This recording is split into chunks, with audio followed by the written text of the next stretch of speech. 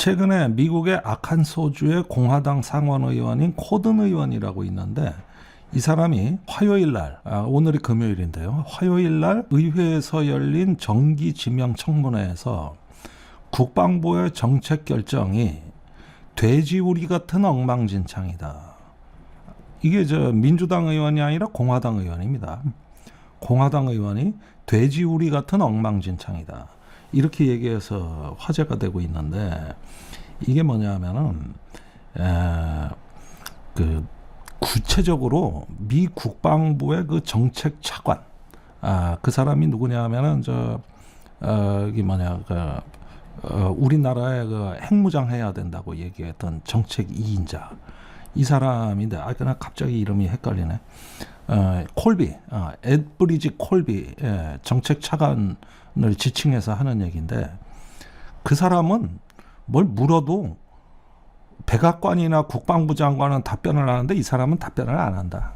아예 의사소통이 안 되는 사람이다. 그리고 도대체 사무실에 처박혀가지고 뭔 말을 하는지 모르겠다. 이러면서 그 사람은 그리고 군사적인 전문성도 부족하다. 이래가지고 무식함을 그냥 침묵으로 포장해가지고 국방정책을 밀어붙인다.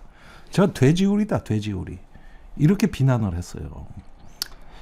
그 다음에 상원 군사전략위원회 전략군위원회 메인주의 무소속 앵거스 킹 상원 의원이라고 있는데 이 사람도 그 전략군위원회와 국방부 간의 소통이 억제되고 있다. 그러면서 장관의 지금 정책이 우려된다. 지금 헤그세스 장관이 곧 그 미국의 획득 정책에 대해서 연설을 할 예정이거든요. 근데 그 연설 메모가 미리 공개가 됐어요. 그런데 이걸 보고서 한 말이에요. 그래서 앵거스 킹 상원 의원이 또 공격을 했다. 그 다음에 미시시피주 공화당 상원 의원 로저 위커 이 사람도 헤그세스 장관의 메모는 잘못됐다. 이렇게 얘기하면서 도대체 국방부하고는 의사소통이 안 된다. 지금 국방부도 아니지 전쟁부지 명칭이 바뀌었죠.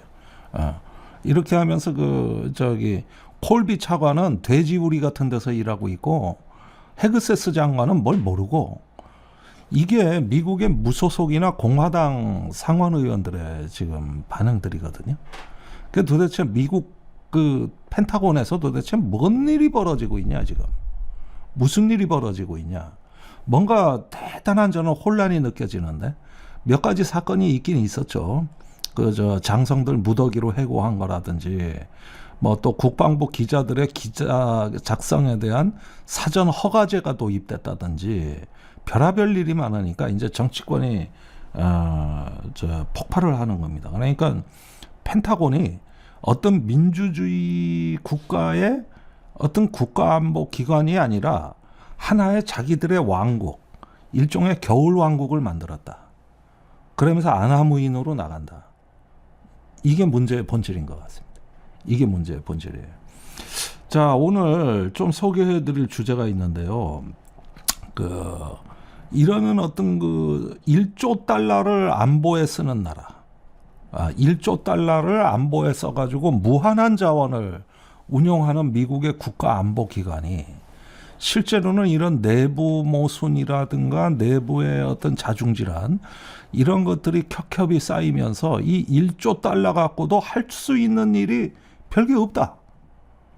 1조 달러 갖고 우리가 중국을 억제하냐 이민자를 억제하냐 도대체 1조 달러를 쓰는 이 펜타곤이 뭘 할 줄 아느냐 이런 식의 최근의 논의들이 굉장히 많아졌어요. 그 중에 하나가 뭐냐 하면은 오늘 소개해드릴 이야기가 이제 디펜스원의 기사인데 중국에 대해서 지금 굉장히 많은 비관주의 중에서 하나의 의제 그러니까 데이터 전쟁에서 미국이 중국에게 지고 있다. 이런 어떤 암울한 전망이 나온 거거든요. 이 부분을 조금 한번 살펴보면은 이게 2020년부터 2021년 사이에 잠깐 국방장관 대행을 지낸 크리스 밀러라는 사람이 있어요. 크리스 밀러라는 사람이 지금의 국방부는 말이죠. 일종의 비잔틴 제국이다. 그러니까 가장 관료적이고 복잡한 조직 구조를 갖고 있는데 제대로 이해를 못한다. 그러면서 국가안보 전략이 인도태평양에서 남부국경으로 전환되고 있다. 이러는 가운데서 중국에 지금 무시무시한 위협이 나타나고 있는데 아무 대비도 못하고 있는 게 하나가 있다. 그게 뭐냐? 양자전쟁. 그러니까 이거를 갖다가 큐데이라고 하는데 이게 뭐냐면은 어느 날 한 국가가 양자 컴퓨터 상용화에 성공한 거야. 예컨대 중국이라고 칩시다. 중국이 양자 컴퓨터를 드디어 상용화해서 군대에다가 이걸 투입했다 이거예요. 그러면 그 날을 큐데이라고 하는 거야. 퀀텀데이. 큐데이라고 하는 건데 이 날이 전 세계적인 재앙이라고 보는 거죠. 큐데이가. 왜 그러냐? 미국이 그동안에 암호화해서 처리한 거 뭐 이런 정보가 다 해독이 된다는 거예요. 그 다음에 미국의 정보량이 천문학적일 거 아닙니까? 그러니까 정보를 이 가리는 방식 중에 하나가 뭐냐면은 쓰레기 더미에 그냥 묻어두는 방식도 있는 거죠. 그러니까 어떤 컨퍼런스에서 이렇게 군사 관련 토의를 미군 지휘관들이 하는데 청중 중에 한 명이 개인 휴대폰으로 누가 그 발표자의 이 슬라이드, 발표한 슬라이드를 휴대폰으로 촬영해서 개인 휴대폰에 넣어놓은 거야. 자기가 좀 두고두고 보려고. 중국이 양자 컴퓨팅이 되면은 그런 개인 컴퓨터까지 침입을 해가지고 그래가지고 미군의 발표 그 슬라이드를 화면을 찾아내면 어떡할 거냐. 지금 그런 일이 부지기수로 벌어지고 있다. 그러니까 이게 어디 미국 컨퍼런스 같은 데 가면 휴대폰을 이렇게 촬영하는 장면이 많거든요. 이런 걸 갖다가 어떤 공유 프로그램에다가 저장을 한다고 클라우드 컴퓨터에다가 이런 것들 암호 체계를 깨고 들어와서 중국이 싹 해독해 버린다 이거지. 자, 이러니까 이런 어떤 그 양자 정보 큐데이가 어느 날에는 이게 이제 말하자면 어떤 그 결정적인 날인데 여기서 이제 양자 정보를 중국이 확보하고 그리고 거기서 얻은 메타데이터 어마어마한 데이터를 사용해서 미국이 하는 모든 움직임을 파악하고 예측할 수 있다면 어떻게 되는 거죠? 이게 공상과학 소설 같은 데서 나오는 얘기 같은데 이게 삼체라는 중국 소설에 이런 장면이 나와요. 그러니까 그 옌센퉁인가? 삼체 넷플릭스에 시리즈로 나온 적이 있는 그 삼체라는 데 보면은 외계 문명이 지구를 침공했단 말이야. 그런데 지구의 모든 걸 감시한다고 인간들의 모든 걸 감시하는데 그 방법이 뭐냐 하면은 지구 전역 상공에다가 양자막을 펼쳐요. 그 양자막을 펼쳐서 그 입자에 어떤 그 막을 펼쳐 놓으니까 여기에서 지구에서 일어나는 모든 일을 감시 감독하는 거죠.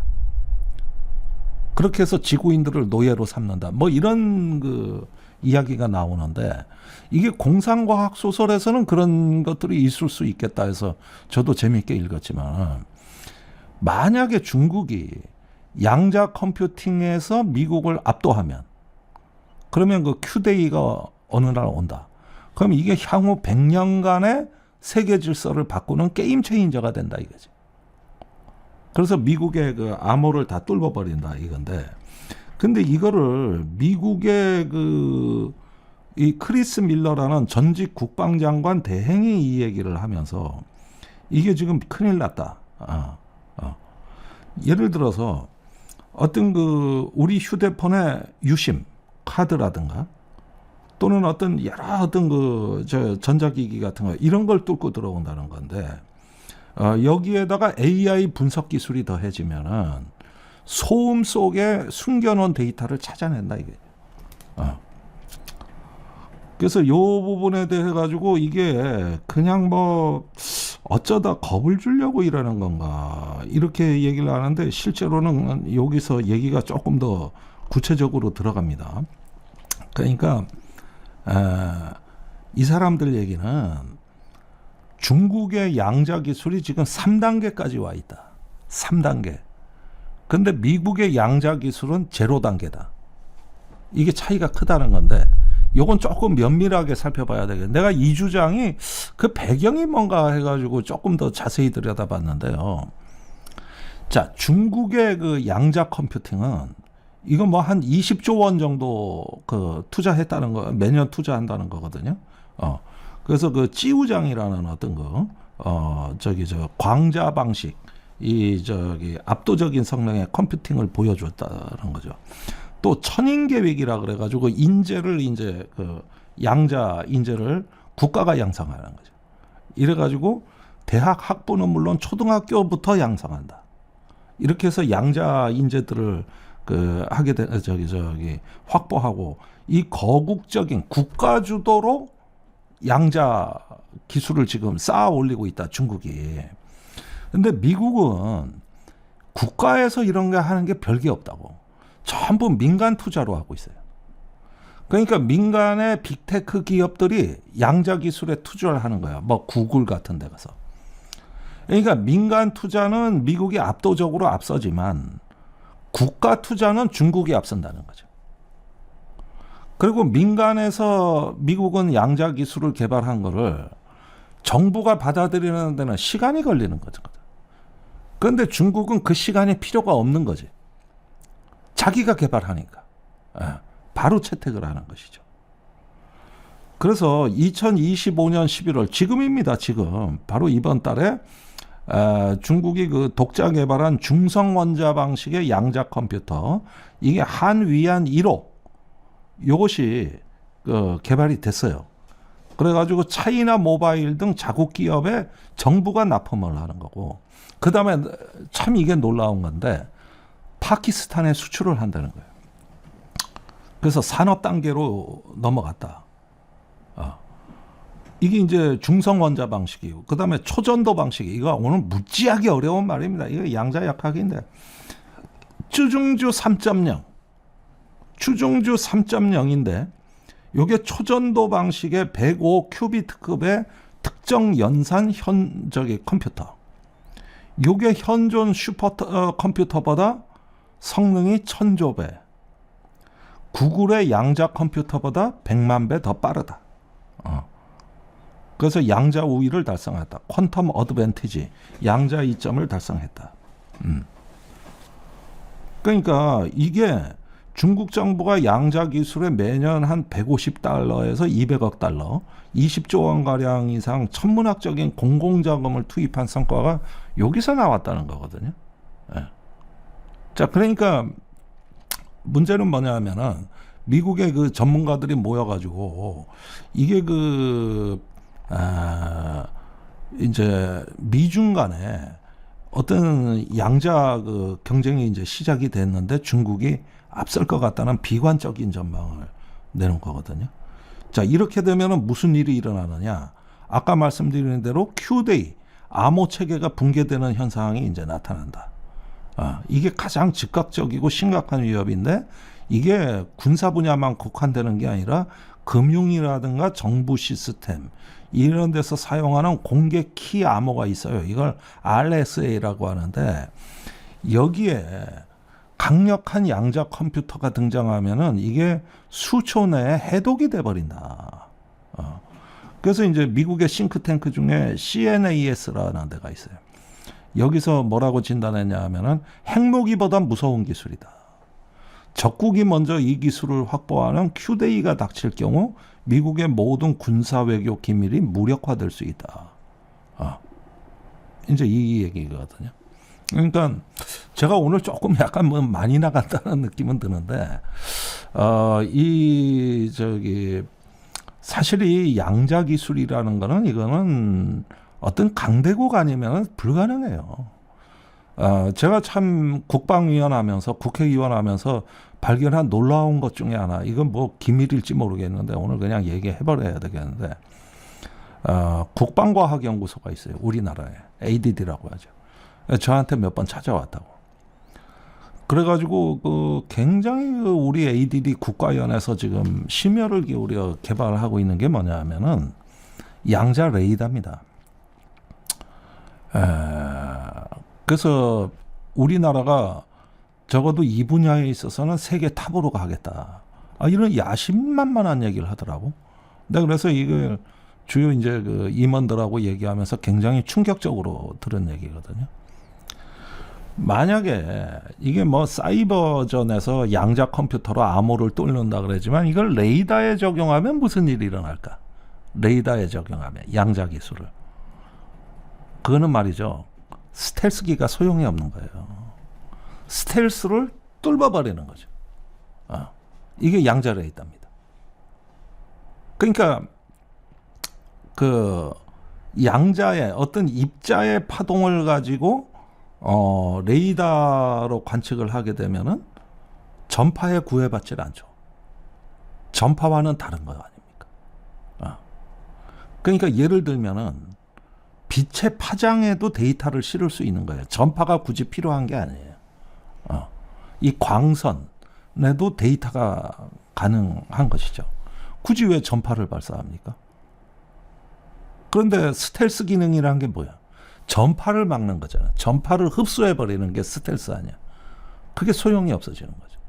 다 뚫어버리는 거죠. 그러면 5세대 전투기라고 하는 스텔스기는 이제 우위가 없어지는 거죠. 이런 걸 지금 우리 국방과학연구소에서도 굉장히 미래 전력으로 보고 개발을 하고 연구를 하고 있거든요. 언제 상용화될지는 내가 잘 모르겠어. 그래서 꿈 같은 얘기입니다. 그때 내가 좀 충격을 받은 기억이 있는데, 근데 지금 미국의 아까 얘기한 그 크리스 밀러부터 시작해가지고 이런 부분들이, 이런 사람들이 이제 이 얘기를 직접적으로 하는 겁니다. 그래서 실제로 군사 분야에서 몇 가지 문제점을 얘기를 하는데 바로 제가 했던 얘기를 그대로 하더라고. 첫째, 완벽한 보안 통신. 중국이 양자 통신으로 통신을 하면은 이론상 해킹이 불가능하다. 그러니까 우리는 뚫리는데 중국은 안 뚫린다 이게 무서운 거죠. 그러니까 우리가 왜 5G다, 6G다, 4G다 이런 이야기를 하는 것도 상당히 큰 지정학적인 영향을 미치는 게 뭐냐면은 나는 4G를 쓰는데 옆에 나라는 5G를 쓰거든. 그러면 무슨 문제가 생기냐? 5G를 쓰는 나라가 우리를 볼 수 있는 거예요. 반면에 우리는 못 보는 거야. 못 듣는 거야. 5G는 접근이 안 되는가? 그러니까 5G 나라는 우린 접근이 되는데 우리는 접근을 못 하는 거죠. 그래서 한국이 세계 최초로 5G 통신을 상용화하니까 미국이 발끈하고 나섰던 겁니다. 그게 문재인 정부 때 얘기죠. 왜 한국이 앞서가냐? 이래가지고 발끈하고 나섰던 거죠. 그래서 우리가 압력에 많이 시달렸잖아요. 엄청난 견제에 시달렸다고. 그런데 이제 6G로 가고 있거든요. 그 다음에 가는 게 양자 통신이에요.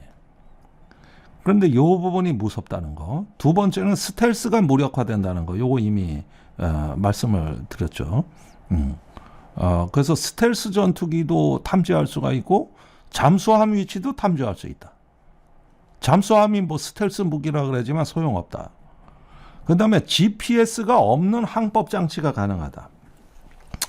그러니까 GPS가 교란된 상황에서도 이 양자 센서는 정확한 자기 위치를 파악한다는 것이죠. 이런 항법 장치가 가능해지기 때문에 미래 전장은 전혀 다른 원리로 움직이게 되는 거거든요. 그 다음에 이게 이제 민간 산업 분야에도 영향을 미치는데, 인공지능이 비약적으로 발전하겠죠. 그래서 그 양자 인공지능, 이게 뭐 신약, 신소재 개발, 금융 모델링에서 기존 컴퓨터가 풀지 못했던 문제를 다 해독해버린다. 물론, 제가 지금 여기서 말씀드리는 거는 사실은 굉장히 공상과학 같은 얘기고 먼 훗날 얘기일지도 모릅니다. 이게 막상 실용 가능한 기술로 전환되는 데는 무수히 많은 문제가 있을 거예요. 그러나 저는 철학을 얘기하는 거예요. 철학. 무슨 얘기냐? 미국과 중국이 다 같이 도전을 하는데 중국은 국가주도형의 속도전이고 미국은 민간주도형의 생태계형이다. 이게 미중 전략이 다르다. 그런데 중국이 국가주도형 개발 방식이 특정 하드웨어 분야에서 또는 양자 통신에서는 유난히 두각을 나타내더라. 그러다 보니까 이제 그 미국의 국방성 펜타곤 같은 데서나 이 전략가들이 이제 모여가지고 이거는 확실히 우리가 뒤지고 있는 거 아니야? 이렇게 이제 이야기를 하는 거거든요. 그런데 이런 부분들이 결국은 그 확산이 된다는 거는 지금은 아니지만은 20년, 30년 후의 미래에 앞으로 미중 간의 어떤 그 물리적 충돌 내지는 새로운 전쟁의 그 기반을 지금부터 쌓아나가는 거거든요. 이게 바로 지금 뭐 어떤 그 중국의 자신감을 고취해가지고 중국이 바로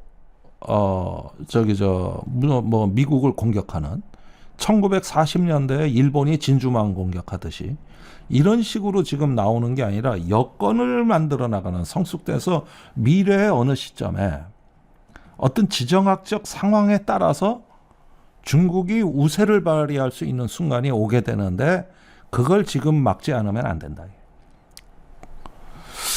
자, 이 부분은 참 논쟁적인 겁니다. 그래서 이 사람들 주장은 미국도 국가주도로 1조 달러 쓰면 뭐하냐. 1조 달러 국가안보에 쓰면 뭐하냐. 우리도 좀 뭔가 게임 체인저를 향해서 가야 된다. 이제 이런 비관적인 이야기를 하고 있는 거거든요. 대책을 촉구하는 건데 이런 목소리가 실제로 미국엔 굉장히 많아요. 자, 그러면 중국이 그 정도로 위험하냐? 진짜 중국이 그 정도로 위험하냐? 이 부분에 대해서도 이제 여러 가지 얘기가 있습니다만은 사실은 이 현재 지금의 중국이 과연 미국의 패권을 갖다가 위협하는 신형 강국이냐 아니냐, 이 부분이 가장 근본적인 논쟁 아니겠어요? 근데 마이클 베클리라고 최근에 이제 포린 어페어즈에 정체된 질서와 신흥 강국의 종말이라는 글을 썼는데 이 사람이 이제 유명한 사람이죠. 우리나라에도 책이 몇 권 번역돼 있는데 이 사람 주장은 뭐냐면은 신흥 강국의 시대는 끝났다. 그러니까 중국이 미국을 대체하는 신흥 강국은 아니다. 쇠퇴한다는 거예요. 그건 몇 가지 이유가 있는데 그건 뭐 나중에 설명드리기로 하고, 신흥 강국이 아니라 정점 강대국이다. 피킹 파워다. 그러니까 중국은 지금부터 하락한다. 그런데 지금까지는 중국이 쭉 성장해 온 건 맞아요. 맞았지만 인구가 감소하고 있지. 그 다음에 중국의 지방 정부들 보면 전부 부채 문제가 심각하지. 그 다음에 국가 주도의 기술 개발을 하다 보니까 통제가 심해가지고 민간이 못 따라가고 있다. 그 다음에 지하수가 대부분 오염돼 있다. 이래서 중국은 실패 국가로 갈 가능성이 위험이 큰 나라라는 거야. 그러면 미국하고의 어떤 패권 경쟁보다는 내부 위기, 어떤 정점을 지나서 쇠퇴하는 국가, 이렇게 될 가능성이 높은데 오히려 그런 중국이 더 위험하다는 주장이에요. 그러니까 쭉쭉 앞으로도 성장할 여지가 있고 국제사회에서 중국이 내 위신이 더 올라간다고 생각하면 전쟁을 안 한다는 거예요. 근데 내가 여기서 꺾일 수도 있어. 내가 여기서 주저앉을 수도 있어. 이런 어떤 위기의식이 커지면 그때 전쟁을 한다는 거죠. 그래서 이렇게 우리가 흔히 중국에 대해서 얘기를 할 때 너무 많이 컸다. 그래서 두려워하지만은 이 사람이 보는 건 그게 아니에요. 너무 많이 커서가 아니라 더 이상 안 크기 때문에 문제라는 거예요. 그래서 이 성장의 한계 속에서 조급함을 느낀 중국이 공격적으로 돌변할 수가 있다. 그게 이제 힘의 창문이 닫히기 전에 행동해야 된다. 이런 식으로 이게 전형적인 어떤 미국식 현실주의자의 발언이거든요. 물론 상당히 논쟁의 여지가 많습니다. 그런데 제가 보기에는 이런 주장도 있지만 제가 보기엔 중국은 아직도 내부적으로는 성장하고 있거든요.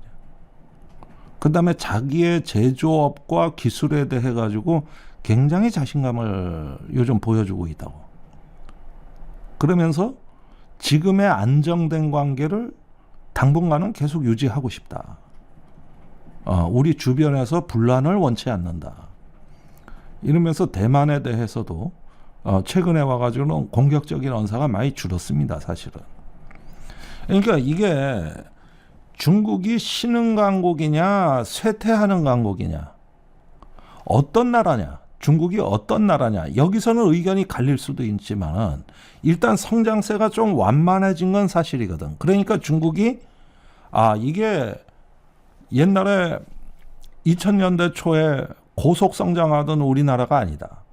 이제는 성장의 엔진이 이제는 완만해졌다. 꺼져갈 수도 있다. 그럼 어떻게 해야 되느냐?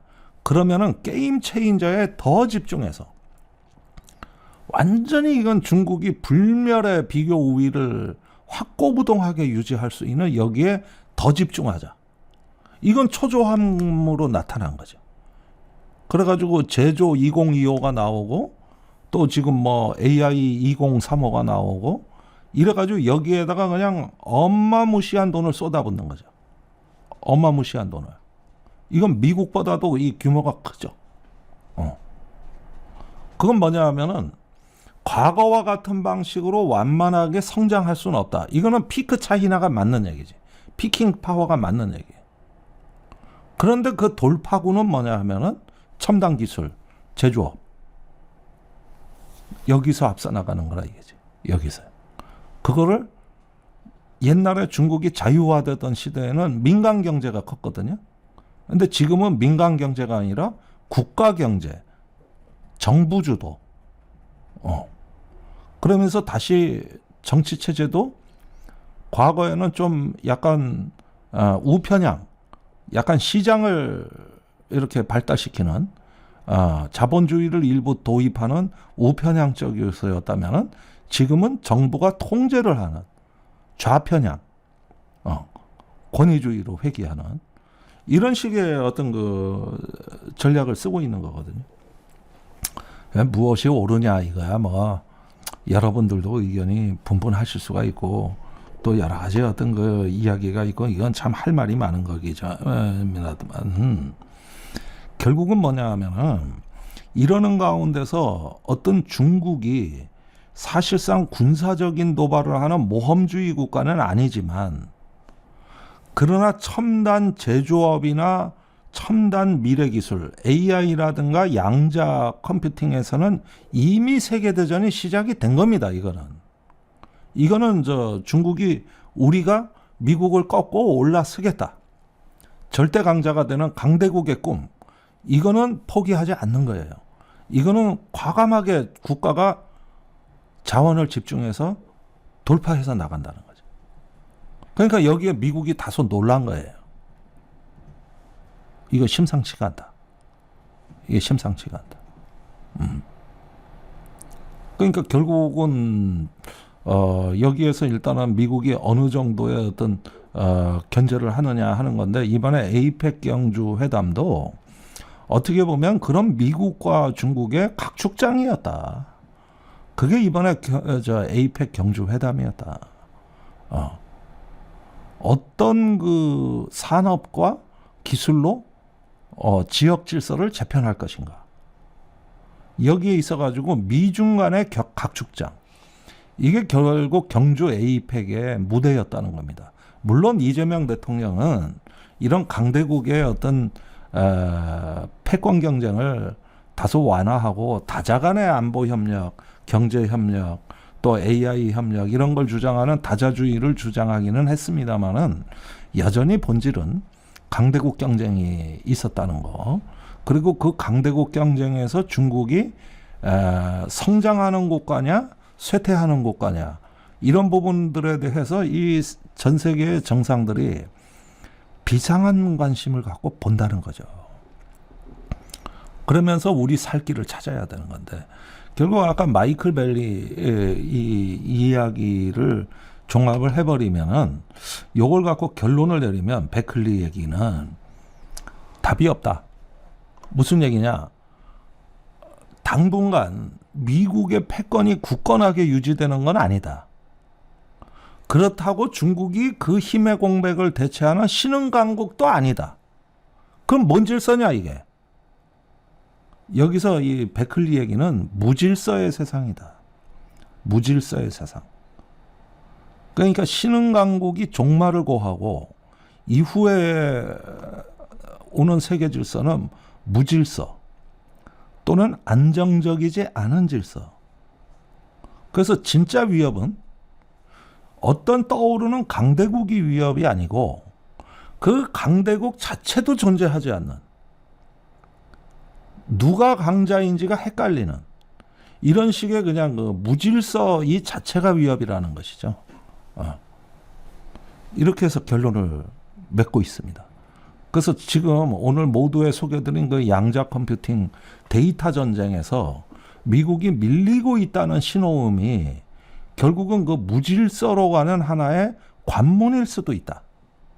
이런 점들 한번 유념해서 보시면 될 것 같습니다. 나의 보험 가입 상태를 믿을 수 있는 정직한 보험 전문가가 객관적으로 체크해서 공정한 평가와 합리적 대안을 제시하는 마이보험 체크를 소개합니다. 마이보험 체크는 보험 가입자의 이익을 가장 중요하게 생각합니다. 마이보험 체크는 35개의 손해보험, 생명보험 회사를 취급 판매하고 있기 때문에 한 회사만 추천드리지 않습니다. 고객의 상황에 맞지 않게 무조건 보험료가 비싼 보험 상품을 팔아 수익을 챙기려는 게 아니라 고객에게 가장 필요하고 합리적인 상품을 제안하고 있습니다. 가입 보장은 크고 폭넓게, 보험료는 저렴한 최적의 보험 상품을 정직하게 추천해드립니다. 마이보험 체크는 상담 후에도 고객에게 절대 부담을 드리지 않습니다. 귀찮게 계속적으로 연락하지 않기 때문에 상담 신청하셨던 분들이 오히려 연락을 기다렸다고 전화를 먼저 주시는 분이 계실 정도랍니다. 부담 없이 마이보험 체크에 연락하셔서 무료로 상담받으시고 합리적인 보험 설계도 받아보시기 바랍니다. 연락처는 홈페이지 한글로 마이보험체크.com, 카카오톡에서 마이보험 체크를 채널 추가 또는 대표 전화 1800-7917 상담 신청하실 때 꼭 김종대 TV 보고 신청했다고 남겨주시기 바랍니다. 그리고 마이보험 체크를 사칭하시는 회사 많다고 합니다. 심지어 마이보험 체크 맞나요? 물어보시면 맞다 하고 가짜 답변도 한다고 합니다. 마이보험 체크 여기 주황색 손마크 꼭 확인하시고 1800-7917 대표 번호가 맞는지 확인하시길 바랍니다. 맞춤형 보험 3당 마이보험 체크.